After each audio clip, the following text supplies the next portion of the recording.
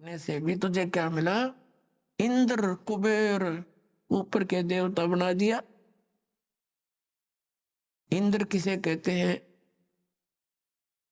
स्वर्ग के राजा को। अपनात्मा हम तो यहाँ एक एमएलए एमपी सरपंच बन जाने सोचो, पता नहीं क्या बन गए अनजानपने में, बगैर ज्ञान के ये बकवाद भाव प्राणी को। अब इससे तुलना हो जाएगी कि राज की क्या आवश्यकता है, कि कैसा है ये राज्य। ये इंद्र कैसे बनता है? या तो ये इतना पुण्य करे, धर्म यज्ञ करे, 100 मन देसी घी, एक मन में 40 किलो, 100 मन देसी घी एक बार की यज्ञ में लगावे, उसमें हवन भी हो, भंडारे भी हो। अब जैसे जिसमें 100 मन घी यानी 4000 किलोग्राम जैसे घी लगेगा, तो वहां अन्य खर्चा कितना होगा? आटे नमक मिर्च दाल का, तो वो तो गिनती है नहीं फिर। तो ऐसी ऐसी 100 यज्ञ करे जिसमें 100 मन देसी घी प्रयोग हो, और उसके लिए कुछ कंडीशन है, टर्म एंड कंडीशंस है उसकी, कि ये अगर मर्यादा भंग होगी तो वो यज्ञ आपकी मान्य नहीं जाएगी, और 100 यज्ञों में से एक भी खंडित होगी तो नए सिरे करनी पड़ेंगी। फिर उससे क्या मिलेगा? इंद्र की पदवी मिल जाएगी। इंद्र का यानी स्वर्ग का राजा इंद्र होता, जैसे प्रधानमंत्री मान लो भारत का राजा। तो इस प्रयत्न से, इस क्रिया से उसको इंद्र की पोस्ट मिलेगी, उस प्राणी को स्वर्ग का राजा बन जाएगा। अब उस स्वर्ग के अंदर तो आम व्यक्ति भी जाकर ने सोचा मैं सुखी हो जाऊंगा, बोलेपन में अज्ञानता से। अब परमात्मा हमें क्या ज्ञान देना चाहते हैं? इस ज्ञान से आपको सतलोक की इच्छा जागृत होगी। अब क्या बताना चाहते हैं परमात्मा? कि आप तो यहाँ छोटे से राज्य को प्राप्त करने की चेष्टा करते हो, और वो इंद्र का राज्य इतनी साधना करने से प्राप्त होगा। दूसरा उसका तरीका है, इतना तप करे, तप से राज भी प्राप्त होता है, और फिर उसमें भी टर्म एंड कंडीशन होती हैं। तो वर्तमान जो स्वर्ग का राजा होता है इंद्र, उसको एक और इंस्ट्रक्शन होती है कि तेरे शासन काल में यदि इंद्र की पदवी प्राप्त करने योग्य किसी ने क्रिया कर ली, उसको बीच से ही पदरहित कर दिया जाएगा, और उस आत्मा को उसके पद पर विराजमान कर दिया जाएगा। तो उसको चिंता बनी रहती है स्वर्ग के राजा को, कि कोई पृथ्वी लोक पर इंद्र की पदवी प्राप्त करने योग्य कोई ये क्रिया ना कर ले। उनको खंडित करवाने का उसका सिर धड़कीबाजी लगाए रखता है। आप देख रहे हो यहाँ पर इस पृथ्वी के एक छोटे से एमएलए एमपी मंत्री मुख्यमंत्री बनने के लिए ये के कितना उद्मस्तार देते हैं।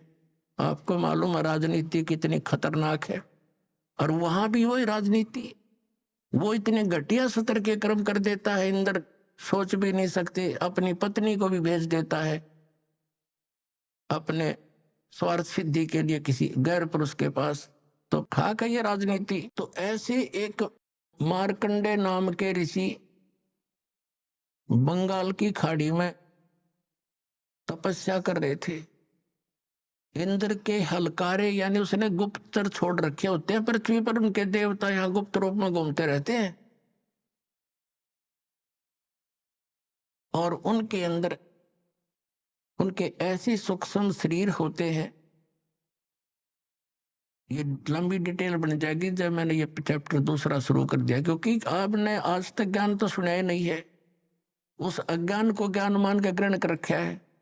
लेकिन सिंपल सा इतना है कहेंगे कि उसके हलकारे गुप्तचर सीआईडी वाले घूमते रहते हैं, और उन्होंने पता लग गया कि ऐसे एक ऋषि मार्कंडे नाम के ऋषि बहुत समय से बैठे हैं, तपस्या कर रहे। इंद्र को चिंता बन गई कि कहीं तेरी गद्दी प्राप्त ना कर ले।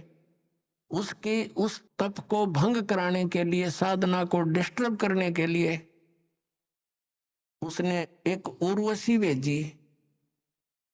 एक औरत आई खूबसूरत, और उसने उस ऋषि के सामने थोड़ी सी दूरी पर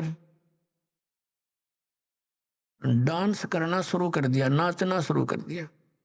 और वहां का एक सिद्धि से वहां का वातावरण ऐसा बना दिया जैसे ना गर्मी ना सर्दी, और सुगंध उठ रही हो जानो चारों तरफ से, ऐसे जानो ऐसा बड़े मनमोहक वातावरण बना दिया।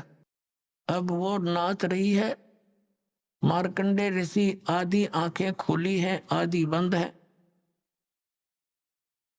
जब उसने सारे डांस कर लिए, अंत में वो निवस्त्र होगी। तब मार्कंडे ऋषि बोले, है बेटी, है माई, है बहन, आप यहाँ किस वास्ते आई? तब उर्वशी ने कपड़े पहनते हुए कहा कि हे ऋषि, मेरे स्वरूप को देखकर यहाँ अन्य इस बनखंड के, इस वन के, डिवीजन के, इस टुकड़े के जितने ऋषि महर्षि थे उनके वो तो डामाडोल हो गए और छोड़ कर इस तपने खड़े होकर लाग गए देखण मेरे को। लेकिन आप ना जाने आपकी समाधि कहाँ गई हुई थी, ये आप जानो। आप डगमग नहीं हुए। तब मार्कंडे ऋषि ने बताया कि मेरी जो समाधि थी, समाधि क्या होती है कि यहाँ बैठे वो अपनी दूरबीन से, अंदर की आंखों से, ये अपनी अपनी भक्ति से रेंज घटती बढ़ती रहती है। वो कह रहा है कि मैं ब्रह्मलोक में मैं डांस देख रहा था और वहां नाचने वाली औरतों की तेरे जैसी तो 7-7 नौकरानी थी। तो तेरे डांस ने के देखूं, तेरे से इतनी सुंदर थी वो, जिनकी तेरे जैसी तो नौकरानियां थी। वहां मैं समाधि लगा रहा था।